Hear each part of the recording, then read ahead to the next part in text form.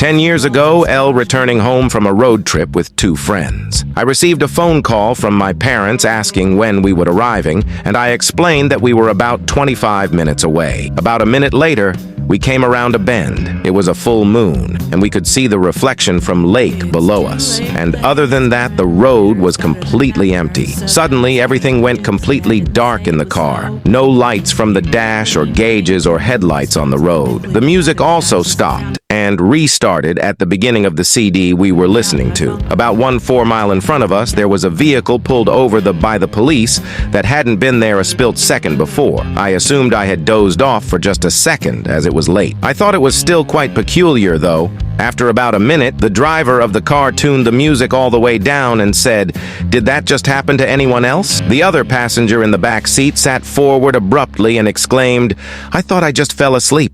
We then realized that the clock in the car was reading an hour later than it just had a minute before. To keep ourselves from freaky-young-oit, we decided that the car had possibly had a momentary electrical failure and reset the clock to an odd time, turned off the dash lights, headlights, and gauges, and restarted the CD player. But when we arrived home 25 minutes later, we were 1 hour late.